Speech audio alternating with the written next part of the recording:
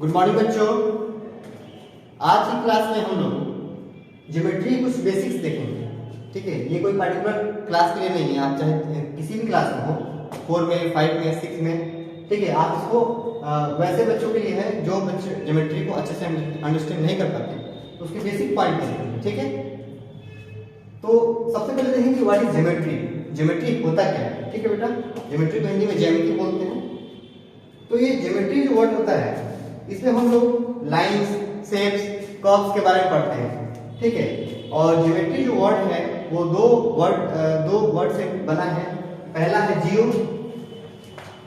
जियो मतलब होता है बेटा अर्थ। ठीक है, भूमि। और एक वर्ड से बना है मैट्रन। क्या बेटा? मैट्रन। ठीक है, मैट्रन मतलब होता है measurement. Measurement. Geometry word derive हुआ है जियो और मैट्रन से। जियो मतलब अर्थ, मैट्रन मतलब क्या? मेजरमेंट। इसका मतलब क्या? तो ज्योमेट्री मतलब हो सकता है, so geometry means to measure the earth. ठीक है, इसका क्या मीनिंग है? अर्थ के मेजर को या अर्थ के भूखंड को मेजर करने के लिए हम ज्योमेट्री का स्टडी करते हैं। ठीक है, और इसमें क्या क्या स्टडी होता है? लाइंस के बारे में, पढ़ते हैं, शेप्स पढ़ते हैं, कुछ क्रॉस लाइन होती है। ठीक है, और आगे भी कुछ लाइन। ठीक है, उसके बारे में हम लोग आगे जब पढ़ेंगे तो उसको समझेंगे। तो ये इसका बेसिक है। जियो मतलब अर्थ, मैट्रो मतलब मेजरमेंट। ठीक है, मतलब क्या? Measure of the earth. इसको आप नोट कर लीजिए। फिर उसके हम कुछ टर्मिनोलॉजी को देखते हैं, इंपॉर्टेंट टर्म्स को। ठीक है, चलिए।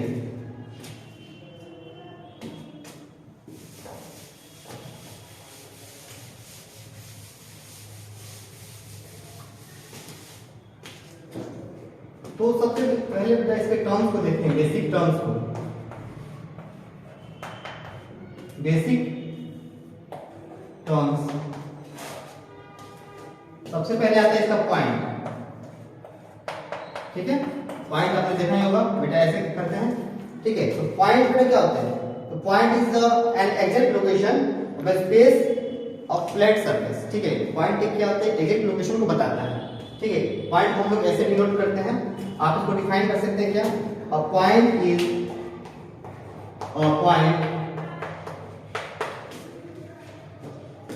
Is an exact location in space। ठीक है, और सरफेस हो सकता है, और सरफेस या तो सरफेस लिख लो, और सरफेस। किसी सरफेस पर एग्जैक्ट लोकेशन बताने के लिए हम लोग पॉइंट का यूज करते हैं। तो फर्स्ट टर्म था बेटा। इसे सेकंड टर्म देखते हैं, वो है आपका लाइन। क्या है? लाइन।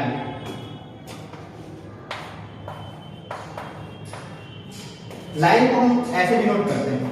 ठीक है, दोनों तरफ एरो बनाएंगे, राइट? तो लाइन क्या होता है? Collection of points. बहुत सारे पॉइंट्स हम लोग मिलाकर एक स्ट्रेट लाइन हम लोग ऐसे ड्रॉ करते हैं, उसको क्या बोलते हैं? हम लोग लाइन बोलते हैं। तो इसको कैसे डिफाइन करेंगे? A line is a collection of points. A line is a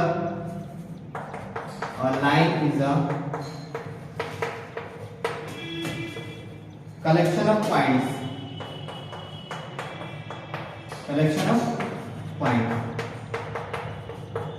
ठीक है, पहले आप समझते चलिए, फिर इसको पॉज करके नोट करते चलिएगा। ठीक है, collection of points and the continuous forever the other direction, यानी कि कंटिन्यूस आगे हम लोग बढ़ा सकते हैं। ठीक है, इसका कोई एंड पॉइंट नहीं है, दोनों तरफ क्या है? एरो लगा है। सपोज मान लीजिए कोई AB लाइन होता, मान लीजिए बेटा कोई AB लाइन होता, AB, तो इसको कैसे भी नोट करते हैं? आप AB लिखकर और उस पे आप लाइन का ऐसे सिंबल बनाते हैं। ठीक है बेटा, ऐसे अगर AB लिखा है, ऊपर ऐसा सिंबल बना है, तो क्या होगा? लाइन। ठीक है, इसको नोट कर लो।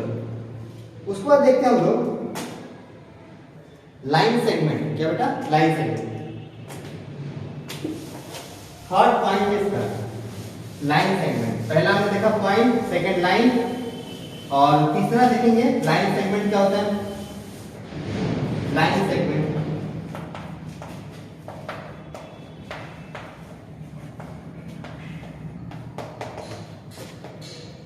यहां पर हमने लाइन को देखा था कि दोनों तरफ क्या एरो बना था, ठीक है, दोनों को एक्सटेंड कर सकते थे, एक्सटेंड मतलब क्या बढ़ा सकते थे।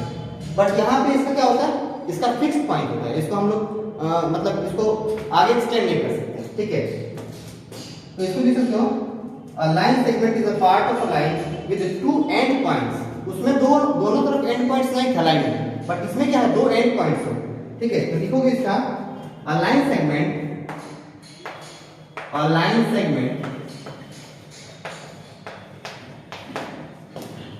is a part of line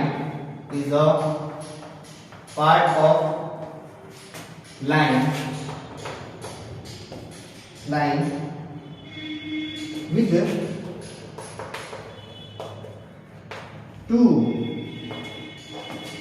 two end points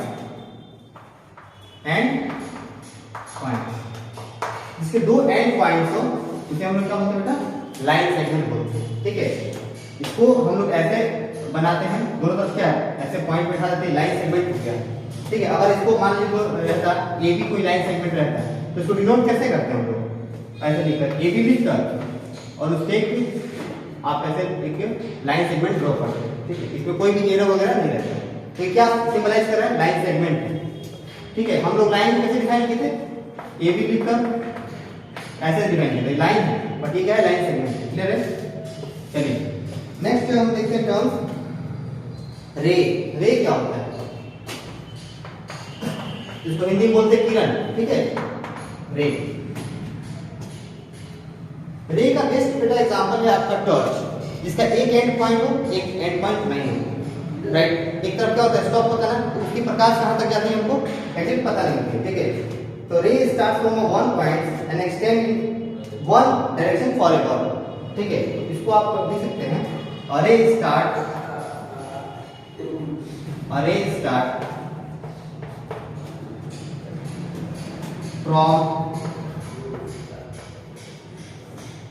from one point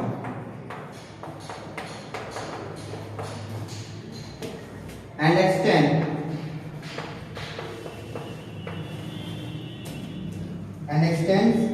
in one direction forever।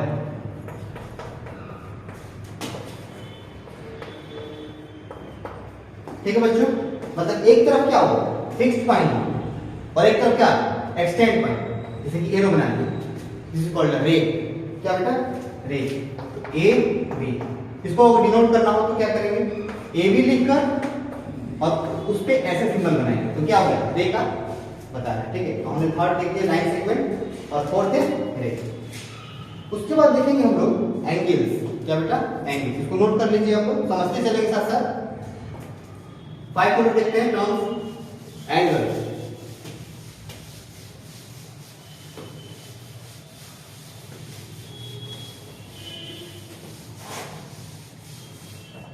ये क्लास ज्योमेट्री क्लास सभी बच्चों के लिए है जो ज्योमेट्री को अच्छे से नहीं से कवर कर पाते हैं, उसके बेसिक को समझने के बाद आपको अच्छे से क्वेश्चन कर पाएंगे, राइट। तो अब देखते हैं angle 5 number.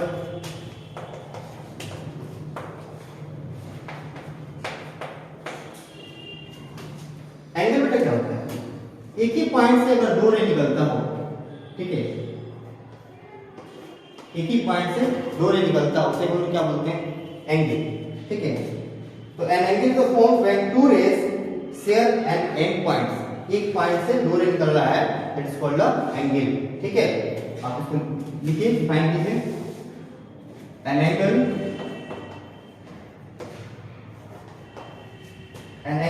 Is formed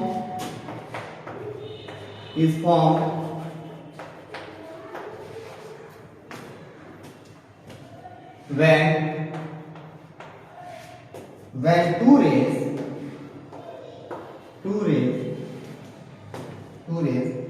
share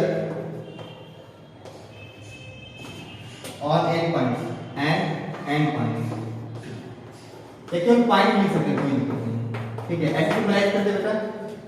जैसे कि ये हमारा पॉइंट हो गया, यहाँ से एक किरण इधर निकल रहा है, एक रे इधर निकल रहा है और एक ये इस कॉल्ड एंगल। अब इस एंगल में देखिएगा, इस वाले अंदर वाले पार्ट बोलते हैं इंटीरियर एंगल। क्या? Interior angle, INTERIOR, interior angle. और जो बाहर बच गया इस कॉल्ड एक्सटीरियर एंगल। क्या बेटा? Exterior angle.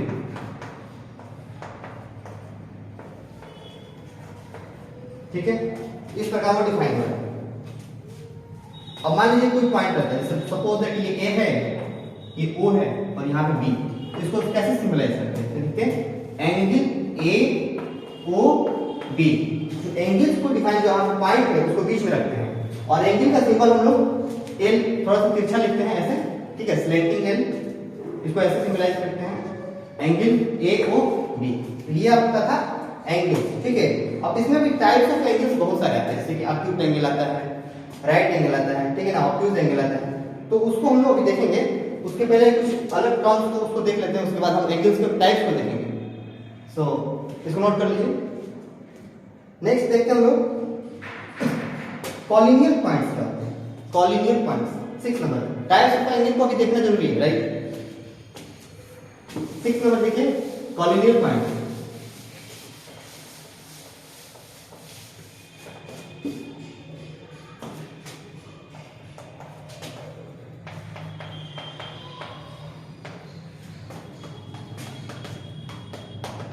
बच्चों इसका डिफिनेशन मैं नहीं लिखवा रहा, बस मैं बता दे रहा हूं आपको।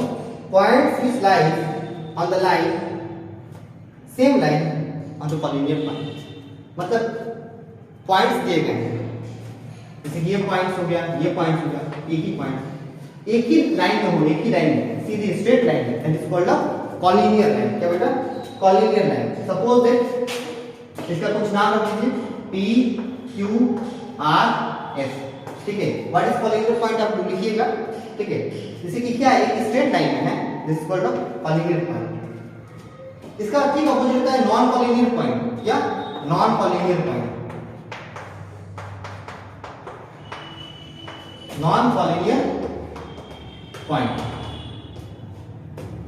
तो नॉन कॉलिनियर पॉइंट क्या हो गया? जब सभी पॉइंट क्या हो, अलग अलग डायरेक्शन में हो, राइट। सपोज दैट यहाँ पे P है, ये Q है और ये R है। तो देखिए यहाँ पे तीनों पॉइंट क्या है, एक जगह नहीं है, एक लाइन में नहीं है, राइट। अगर ऐसा हम मिलाएंगे तो ट्रायंगल टाइप का बन जाएगा। ठीक है, तो ट्रायंगल अगर फॉर्म होगा तो किस पॉइंट में होगा? कॉलिनियर में, नॉन कॉलिनियर में? नॉन कॉलिनियर में। ठीक है, क्योंकि एक लाइन में होता नहीं है। ठीक है, तो अलग अलग है, तो इसको कैसे डिफाइन करेंगे? Points do not lie on the same line, points do not lie on the same line, that is called a non collinear points। ठीक है, तो ये आपके नॉन कॉलिनियर पॉइंट्स थे। इसके बाद देखते हैं हम लोग इंटरसेक्टिंग लाइन। इसका डिफाइन कीजिएगा आप लोग खुद से। ठीक है, इसको नोट कर लीजिए। 8 नंबर देखते हैं हम लोग, इंटरसेक्टिंग लाइन। इंटरसेक्टिंग लाइन कौन सा था बेटा? 8। इंटरसेक्टिंग लाइन नंबर देख लीजिएगा, ध्यान देना। Intersecting line,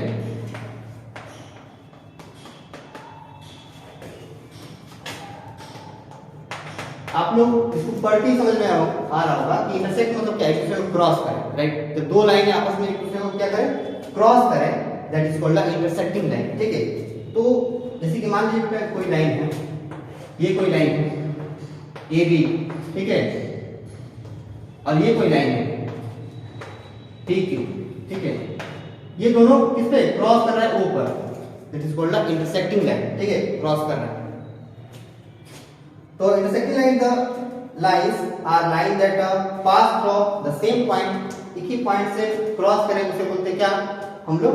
intersecting line. 9 number देखेंगे हम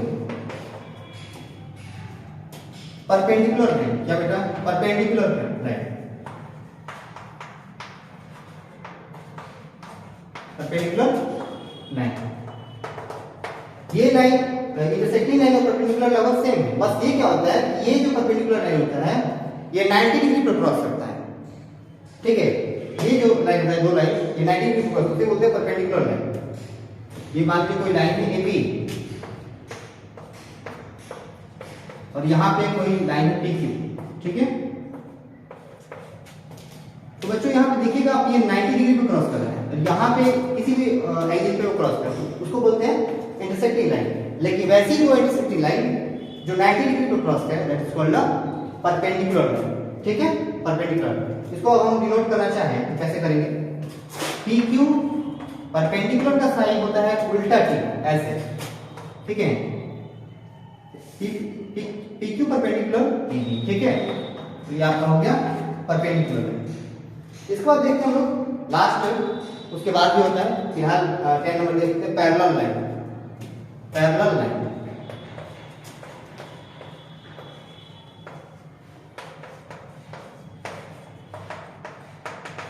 तो बेटा पैरेलल लाइन क्या होता है, जब दो लाइनें आपस में कभी भी मीट ना करें, कभी भी मिले नहीं, उसे बोलते हैं पैरेलल लाइन।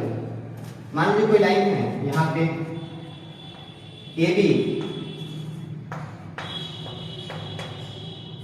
और थोड़ा सा बड़ा ए बी कोई लाइन है और दूसरा कोई लाइन है एल एम, ठीक है। तो लाइन का मतलब क्या होता है, दोनों तरफ एक्सटेंड करते चले, तो इसको भी एक्सटेंड आगे करेंगे, इसको भी करेंगे, तो कभी मीट नहीं करेगा, ठीक है। इसका बेस्ट एग्जांपल अगर देखा जाए तो आपने रेल की पटरी होती है, तो रेल की पटरी बेटा कभी भी मीट नहीं करती, अगर मीट करेगा तो फिर वो चल नहीं पाएगा। तो इसका पैरेलल लाइन का बेस्ट एग्जांपल क्या है, ए बी रेल की पटरी है और ए बी जो है एल एन की क्या है, पैरेलल है। पैरेलल का सिंबल ऐसे होता है, दो ऐसे लाइन ड्रॉ करते हैं, इसको बोलते हैं पैरेलल, जो कैसे लिख सकते हैं, A B parallel L N, ठीक है, यानी कि ए बी जो है एल एन की क्या है, पैरेलल है। तो ठीक है बच्चों, तो हमने ये कुछ पॉइंट्स देखे, इसके बाद देखेंगे टाइप्स ऑफ एंगल, ठीक है, देख लीजिए।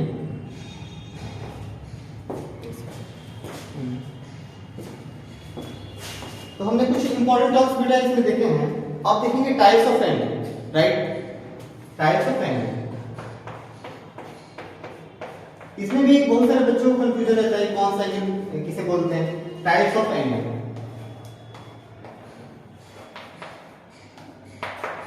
एंगल में कौन कौन से टाइप हो सकते हैं, ठीक है। तो आपको पता है कि जो पूरा सर्कल होता है वो 360 का होता है, ठीक है बेटा, पूरा कितना होता है 360 का। फर्स्ट आता है आपका, मान लीजिए हम लोग ऊपर समझा पूरा सर्कल है 360 का है, अगर इसको हाफ करेंगे सेमी सर्कल, वो कितना हो जाएगा 180। इसको इसका हाफ करेंगे क्वाड्रेट हो जाएगा, ठीक है ना, यानी कि 90 डिग्री। तो आप देख रहे हैं 90 है, यहाँ पे 90 है, फिर यहाँ पे 90, फिर यहाँ पे 90, सबको ऐड करके 360 हो जाएगा, राइट। तो देखते हैं फर्स्ट आपका acute angle, types of angle में acute angle.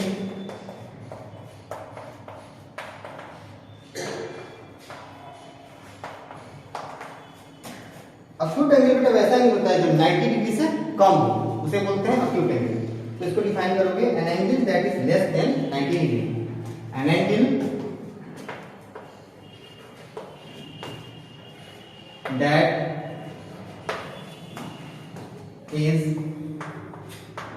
less than 90 degree, ठीक है। जैसे कि मान लीजिए 60 डिग्री है बेटा, ठीक है, तो ये क्या है अक्यूट एंगल। 90 डिग्री से कम हो, यहाँ 90 डिग्री से कम हो, उसे बोलते हैं अक्यूट एंगल, ठीक है। मैं डिफिनेशन नहीं लिखूंगा, आप समझ जाइएगा। सेकंड होता है आपका right angle, right angle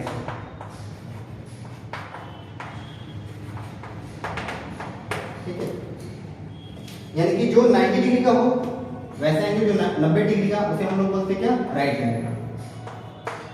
90 degree से कौन था अक्यूट, 90 डिग्री का आ गया तो राइट एंगल, ठीक है। तो इसको आप कैसे बोलोगे, an angle that is exactly 90 degree, that is called right angle, ठीक है। नेक्स्ट है आपका obtuse angle, obtuse angle third number.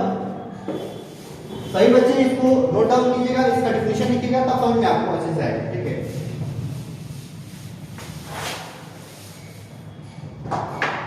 Obtuse angle third number.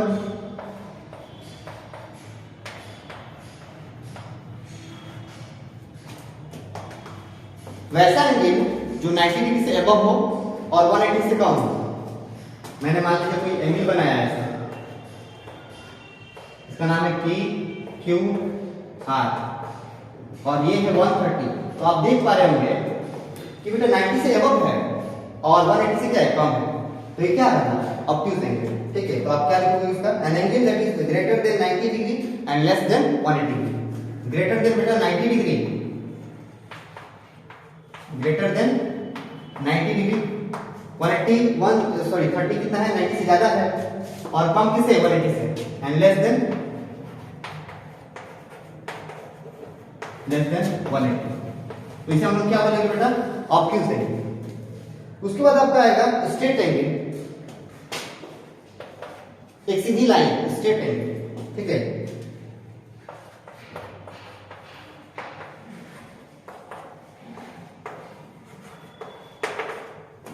तो स्ट्रेट एंगल क्या होता है, an angle that is exactly 180। जैसे कि एग्जैक्टली 90 का क्या बोलते हम लोग बोलते थे, राइट एंगल बोलते थे, वैसे ही 180 का पूरा हो तो हम लोग क्या बोलेंगे, उसे हम लोग बोलेंगे क्या, स्ट्रेट एंगल। जैसे कि मान लीजिए पूरा 180 डिग्री है, that is called straight angle. ठीक है, उसके बाद आपका आता है रिफ्लेक्स एंगल, जो 90 से अबव हो और 360 से कम हो। आइटम नंबर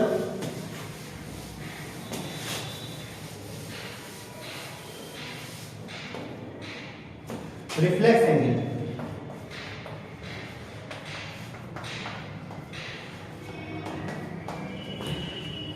क्या होता है बेटा, an angle that is greater than 180 and less than 360।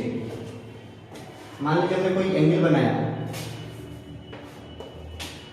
और ये जो है आप देखेंगे यहाँ पे कि ऐसा हम लोग लाइन ड्रॉ करेंगे, ये क्या हुआ, 180 डिग्री हुआ, 180 डिग्री, बट 180 डिग्री से क्या अबव जा रहा है, अबव जा रहा है, उसे क्या बोलते हैं हम लोग, रिफ्लेक्स एंगल बोलेंगे। तो यहां से उठाएंगे, ठीक है, ऐसे ऐसे अंदर नहीं, तो ये हमारा क्या हो जाएगा, ये हो जाएगा हमारा क्या, रिफ्लेक्स एंगल। ठीक है, सपोज दैट ये आपका 310 डिग्री होगा मान लीजिए।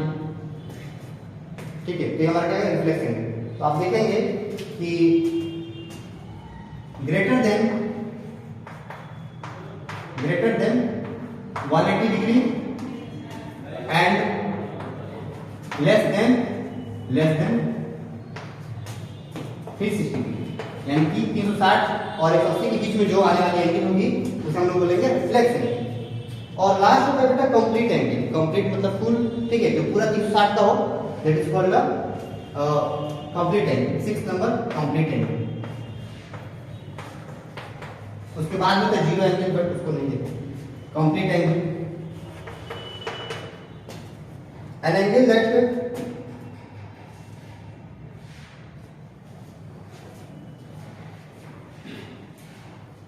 Exactly 360 degree. क्या लिखेंगे, an angle that is exact 360 degree, उसे हम लोग क्या बोलेंगे बेटा, तो उसे बोलेंगे हम लोग कंप्लीट एंगल। ऐसे बना सकते हैं आप, पूरा क्या है, सर्कल है 360 का, कंप्लीट एंगल। ठीक है, तो ये था आपका types of angle.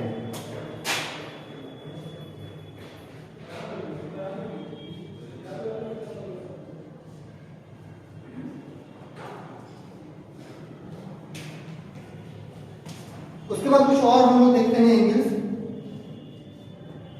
Complementary angle, complementary angle. ठीक है, तो एक बार देख लेते हैं उसको, मैं इसको समझा देता हूँ। ठीक है, अगली क्लास में इसको समझाया जाएगा। कॉम्प्लीमेंट्री एंगल, सप्लीमेंट्री एंगल, यानी कॉम्प्लीमेंट्री एंगल हम बताते हैं, दो एंगल्स का सम अगर 90 डिग्री आता है तो क्या होगा, कॉम्प्लीमेंट्री। सप्लीमेंट्री बेटा दो एंगल का सम क्या होगा, अगर 180 है तो क्या होगा, सप्लीमेंट्री। बिकॉज वीडियो ज्यादा बड़ा हो जाएगा, इसलिए आज की क्लास में हम लोग इतना ही रखते हैं। ठीक है, और इसको आप लोग लिखिएगा, याद कीजिएगा। Thank you.